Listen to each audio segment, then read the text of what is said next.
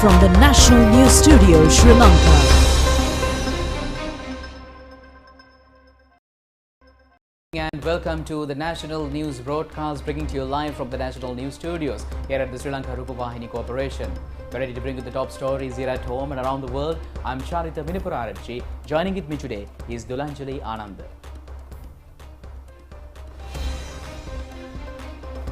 The number of deaths from the Gujarat bridge breakdown increases to 141.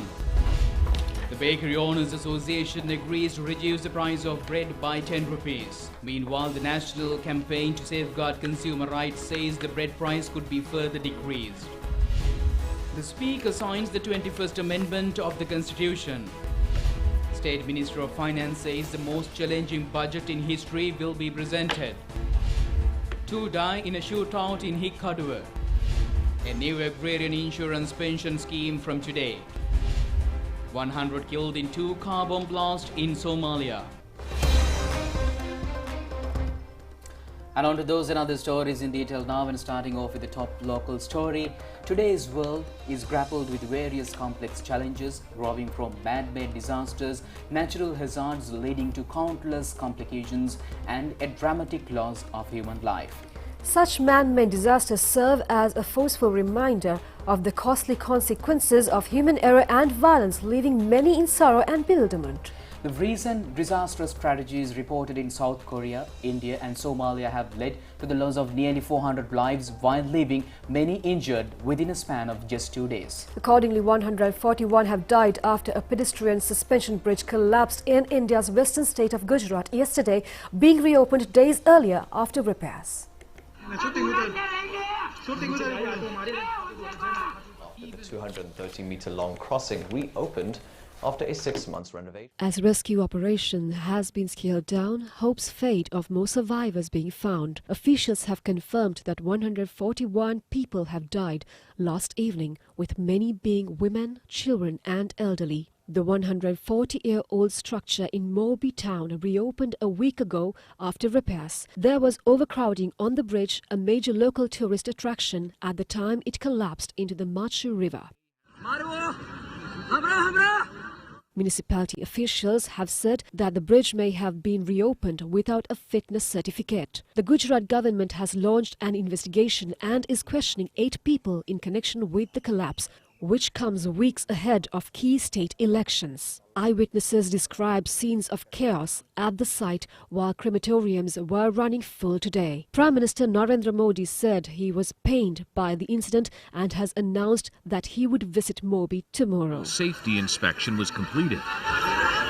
President Ranil Wickremesinghe extended his deepest condolences to the government and people of India, especially the families of the citizens who lost their lives from the incident. In a tweet, the president said that the government and people of Sri Lanka hope the injured may have a speedy recovery and wish every success in the rescue and recovery operations underway. Prime Minister Dinesh Gunawardena also, in a letter to Prime Minister Narendra Modi, has extended his condolences over the incident. He has wished a speedy recovery for the injured in his message. In the meantime, at least 154 people died as a huge Halloween crowd surged into a narrow street in South Korea's capital. Another 82 were injured in the incident in the Itaewon nightlife area, which was holding its first unmasked Halloween celebrations since COVID. Of the 154 who died, 98 were women and 56 were men. South Korean Prime Minister Hang Duck-soo has promised a thorough investigation to make necessary institutional changes to avert future hazards. As the country grapples with how the tragedy unfolded, attention will inevitably shift to safety standards and crowd control measures as people ask if more could have been done to avoid this tragedy. K-pop concerts and government briefings have been cancelled across the country as the country mourns the lives lost from the tragic incident. People have been turning up at memorial stations to pay their respects. Prime Minister Dinesh Gunawardena has extended his condolences to the government and the people of South Korea over the incident. in a letter to Prime Minister Handaksu, expressed that the government and people of Sri Lanka are deeply saddened by the tragedy struck in Ethiopian. Meanwhile, twin car bomb explosions near a busy junction in Somalia's capital Mogadishu killed at least 100 people. President Hassan Sheikh Mohammed appealed for international medical help to deal with the 300 injured. The president blamed the Al-Shabaab militant group for Saturday's attack, which targeted the Education Ministry. An affiliate of Al-Qaeda, Al-Shabaab has engaged in a long-running conflict with the federal Somali government. President Mohammed, in power for 5 months, pledged total war against the Islamist militants after they attacked a popular hotel in Mogadishu in August, killing at least 21 people. Saturday's blasts happened within minutes of each other, destroying buildings and vehicles in the vicinity. On local news, the Bakery Owners Association has decided to reduce the price of bread by 10 rupees. However, the National Campaign for the Protection of the Rights of Consumers says that this price reduction is not adequate. Mr. N.K. Jayawardena of the All Ceylon Bakery Owners Association said that what has taken place is not a reduction in the price of wheat flour, but only a somewhat decrease in the price of flour. He adds that the current price of a kilo of wheat flour is between 260 and 270 rupees. He has, however, acknowledged the fact that the benefits of any price reductions in flour should be passed down to the consumers. There is a strong demand from the general public to bring down the price of bread. He added that accordingly, they have decided to reduce the price of a loaf of 450 gram by 10 rupees with effect from midnight tonight. He has also promised to look into ways of reducing the prices of other wheat flour products. President Ranil Wickremesinghe says that a systematic plan will be implemented to reinvigorate the local tea industry, which has been subjected to a collapse. This program is extremely crucial for the enhancement of an export-oriented economy. The president has made these observations participating in the 32nd annual general meeting of the Association of Sri Lanka Tea Factory Owners. The event has taken place at the Voters Edge Hotel in Battarabola last evening. The president has reiterated on the occasion that prosperity in the tea industry should be reinstated. President of the Sri Lanka Tea Factory Owners Association Lionel Herath and Minister of Plantation Industries Ramesh Padrana have also attended the meeting.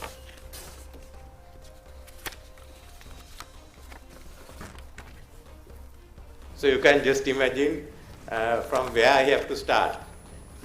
Everything was down. We are declared ourselves bankrupt. But what have we got to do? First is to ensure that people can live and there is enough food to eat, whatever be the other difficulty. This bankruptcy that we've declared, our economy has virtually come to a halt.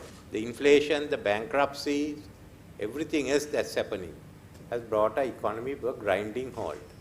How do we restart it? That's what we are engaged in. And I thought I'll explain to you the process. First and foremost, we have to conserve whatever foreign exchange we had and limit the imports so that we could get fuel and we could get fertilizer and medicine. It hasn't worked fully but initially, but now it's working much better. So that's how we started. Then as revenue dried up, we have the difficulty of paying our bills, meeting our commitments. But we had to keep two things in mind. One is to pay the salaries of government servants, about 1.7 million people, plus service our debts. So it's within this scope that we had to begin. Now that we had declared ourselves bankrupt, the first issue was to ensure that the world will now accept us, that we have taken sufficient steps to wipe out the label of bankrupt, which meant that we have to go to the IMF and discuss with them. Every country, every organization said meet with the IMF and come up with a plan. So we did have a plan until 2019, when we cancelled the last year. Therefore, we had to start our discussions with the IMF. We had no other option. Our growth rate this year is going to be -8. Last year was also minus. This year is also -8. Next year, it was forecast that we will be -3%.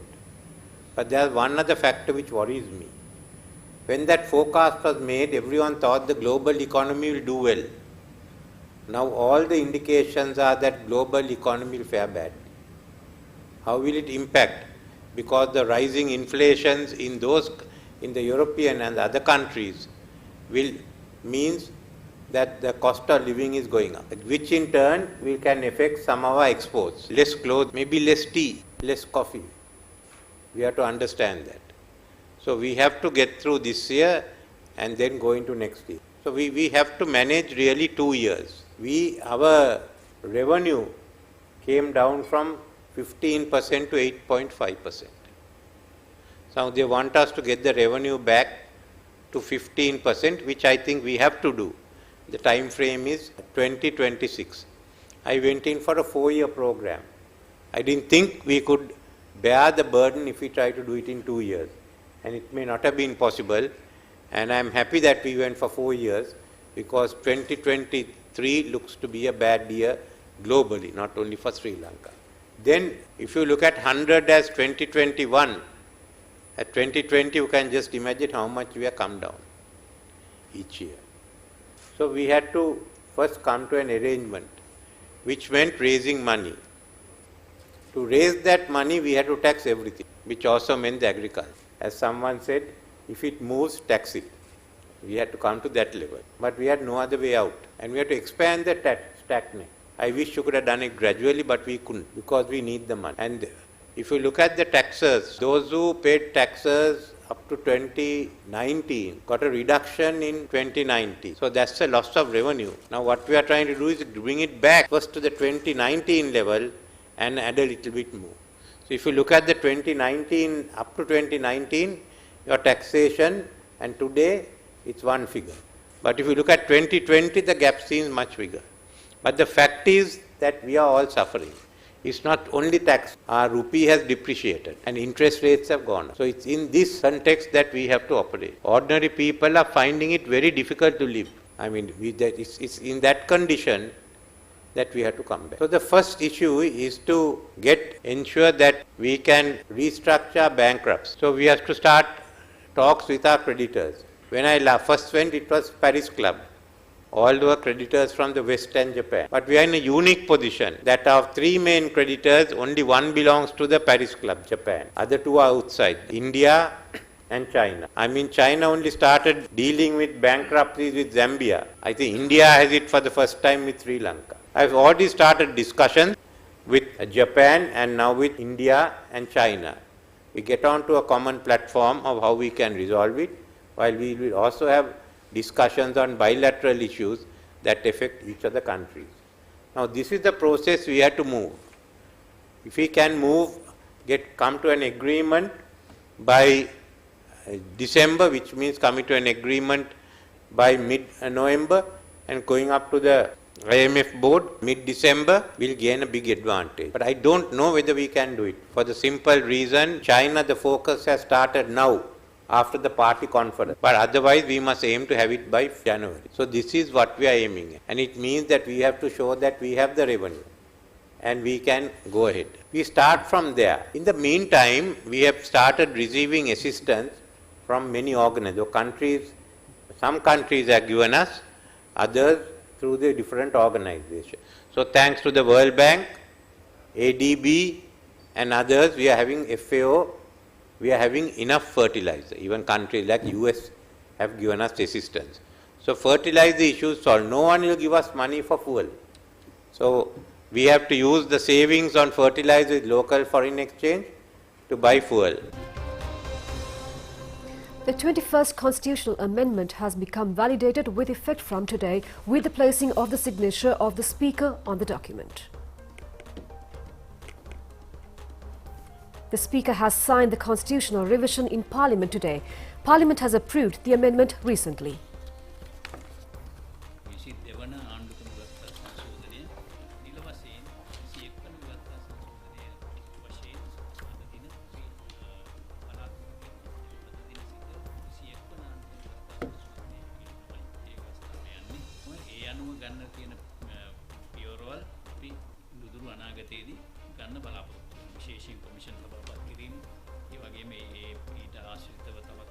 And meanwhile, the State Minister of Finance Ranjit Siyabalapitiya says that Sri Lanka's most challenging budget will be presented. The main objective is to make people alive, and the State Minister has made these remarks at a media briefing held today. State Minister Ranjit Siyambalapatia said that this would be a historic budget as it is presented an economic program at the time when the country is in dire economic condition. Although relief and salary increase are being anticipated, the biggest challenge to safeguard the economic sovereignty and how to face the challenge of making people alive. The State Minister has further stated that the government's total spending has been estimated at 7,885 billion rupees for the year 2023.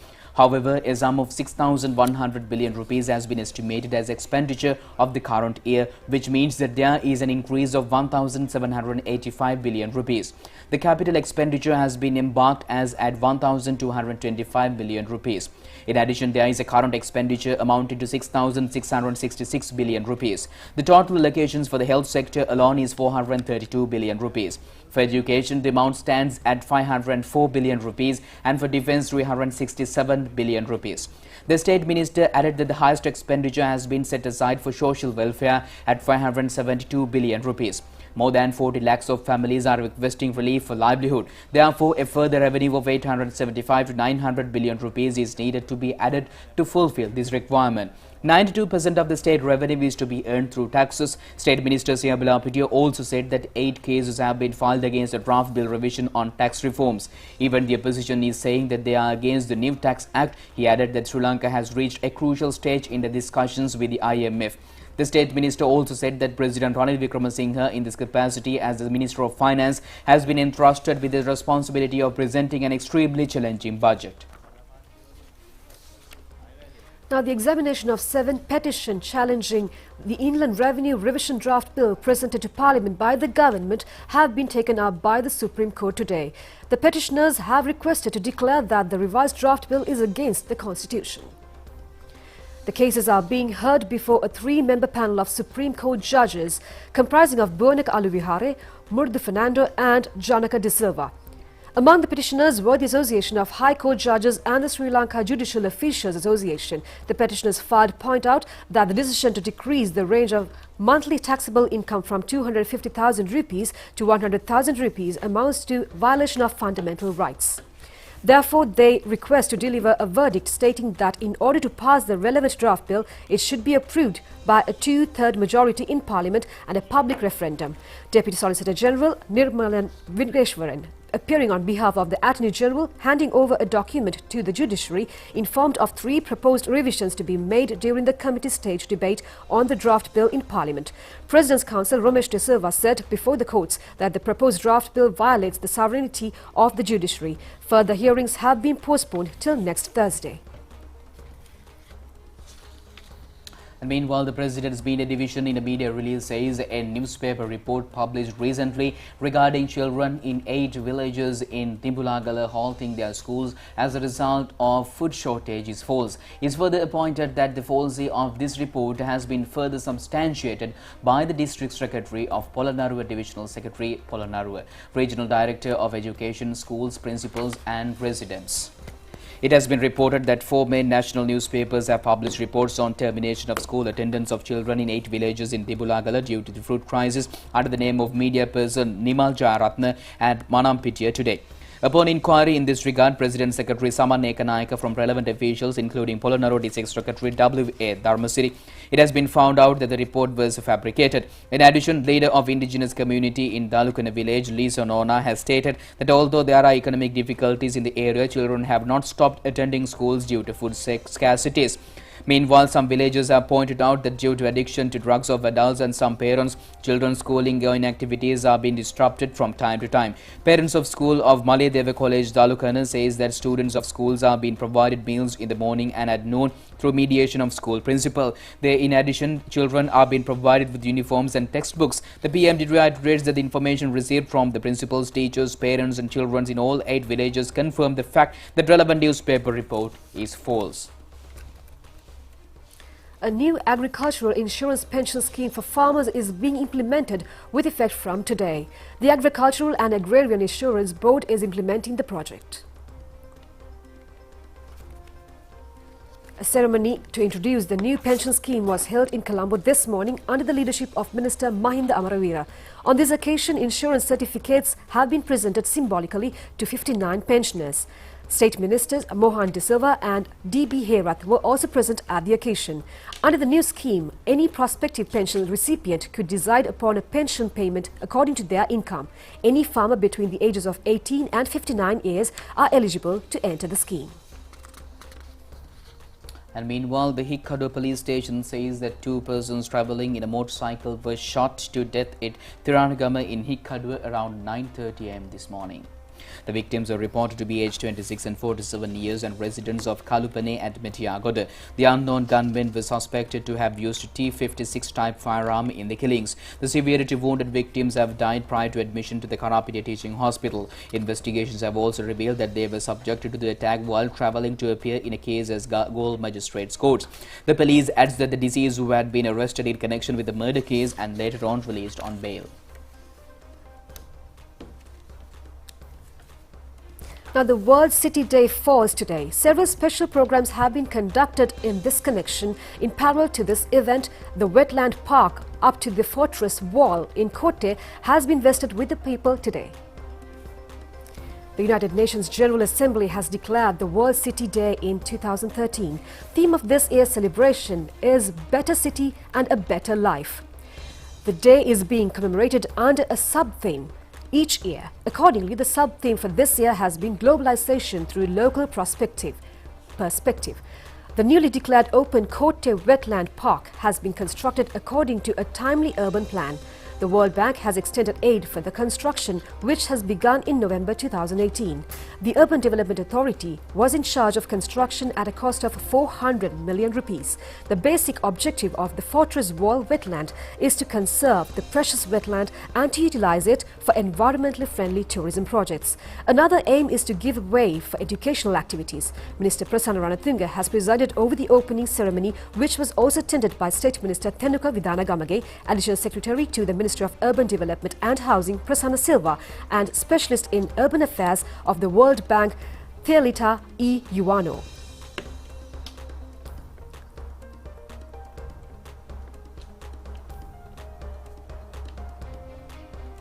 A program to report to work on bicycles has also got underway this morning parallel to the World City Day program. It has commenced from near the Buddhadasa playground in Palavatta, Battaramulla. Director General of UDA Prasad Ranavira has presided over the event. A program to plant Karuvala and Karanda saplings has also been conducted at the Sitsiripai premises in Battaramulla. And meanwhile, Prime Minister Dinesh Gunawardena says Sri Lanka would be able to receive additional support and relief based on confidence placed upon the country by the international community. He was addressing a ceremony in Hanwell yesterday. The event was held in connection with the 50th anniversary of the political life of former Deputy Chairman of Seethamaka Pradesh Sabha and Central Committee member of the Mahajana Iksat Peramuna, Gamini Valikala. The Prime Minister has handed over a souvenir to Mr. Valikala on this occasion.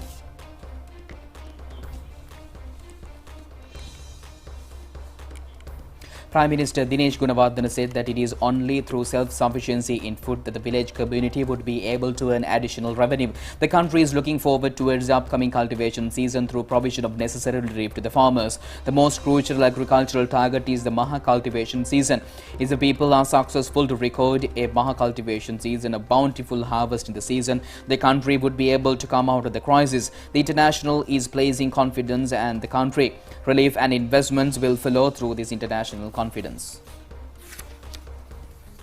Now, the European Union delegation in Sri Lanka and the Maldives with its implementing partners in organizing a series of activities under the border campaign of EU support for a peaceful and inclusive society. The exhibition will host several elements including children arts exhibits, competition organized by the EU delegation. There is also an EU-funded photo exhibition organized by the Center for Policy Alternatives with images captured by youth from the plantation community. Another feature is an interactive digital library with audio-visual material of the EU-funded projects and an outdoor container museum developed by the Collective for Historical Dialogue and Memory with support from the EU-funded Strengthening Social Cohesion and Peace in Sri Lanka project.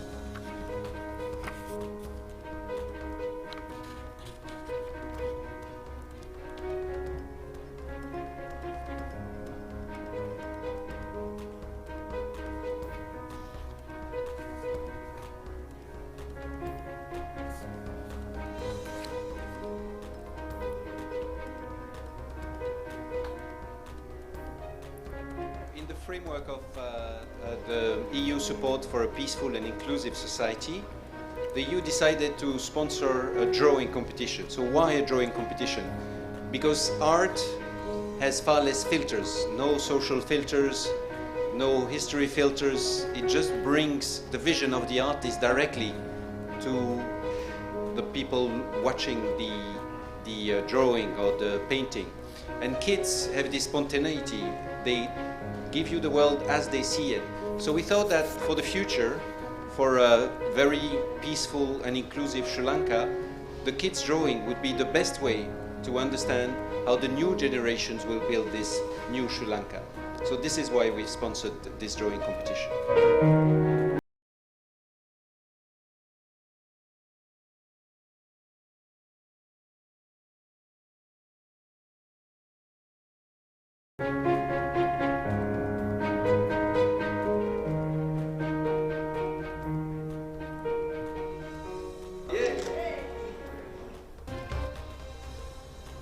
And now more local news items in brief.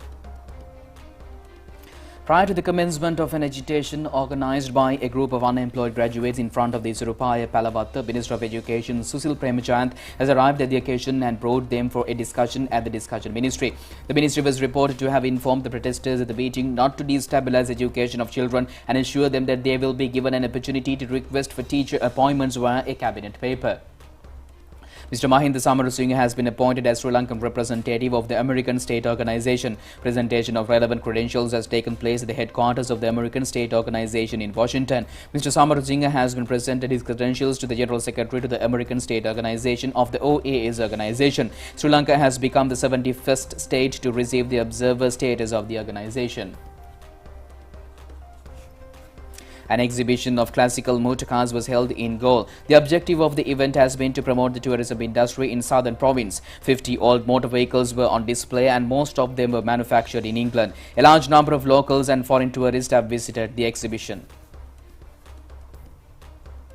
Stay tuned for international news after this break.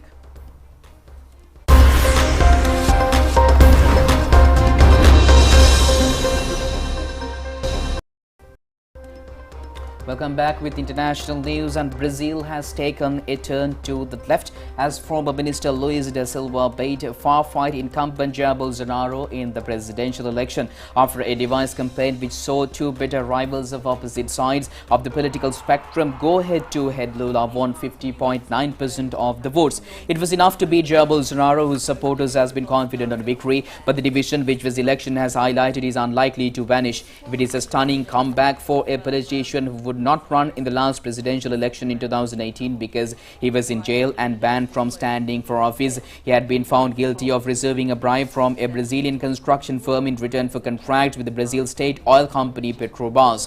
Lula spent 580 days in jail before his conviction and annulled before he returned to the political fray. Since he was announced, congratulations for his becoming informal leaders around the world, including US President Joe Biden. Now, a Swiss railway operator has set a new record for completing a journey with the world's longest passenger train. The 1.9-kilometer train, which is composed of 100 coaches, completed a spectacular 25 kilometers journey through the Alps.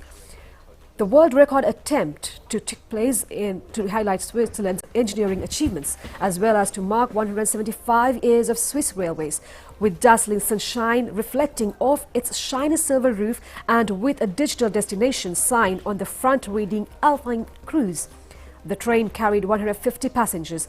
The train ran along the Bernin route from Preda to Berguen, which is located about 172 kilometers southeast of Zurich. Its nearly 25-kilometer route was added to the UNESCO World Heritage List in 2008. Thousands of rail enthusiasts lined the valley to watch the train sections wind their way through the Alps. Prima Stella Set Yogurt. ජය ගන්න වැඩි වෙන්න.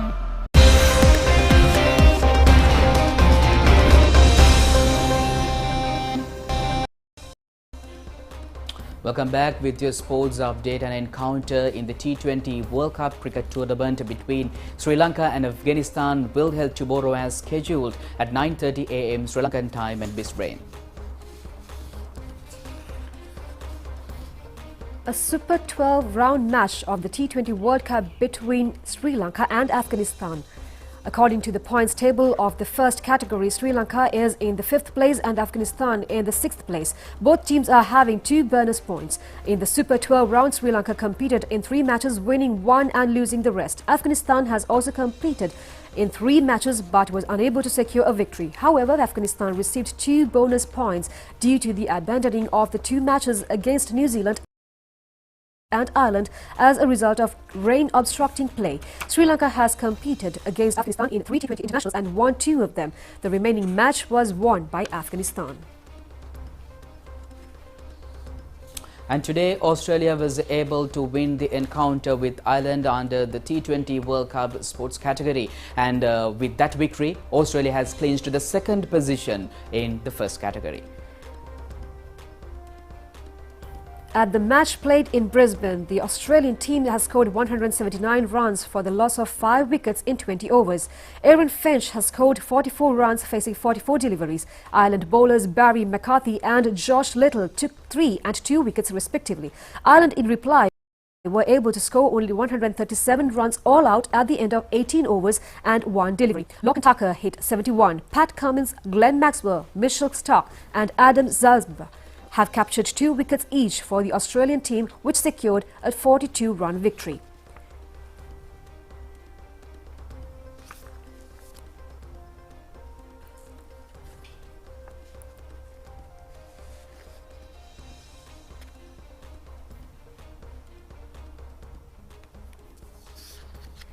South Africa has been successful in taking the lead in the 2nd category of the Super 12 round of the T20 World Cup cricket tournament. They have achieved this feat by beating India by 5 wickets yesterday. India has scored 133 runs in 20 overs. Surya Kumar Yadav hit 68 runs and South African bowler Lungi Ngidi took 4 wickets.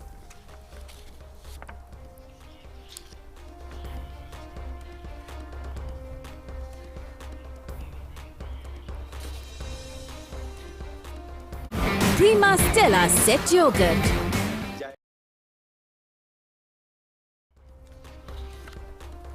And with that, we conclude tonight's news. Do it us tomorrow at the very same time. I'm Charita signing off with Julanjali. Stay safe. Good night. Good night.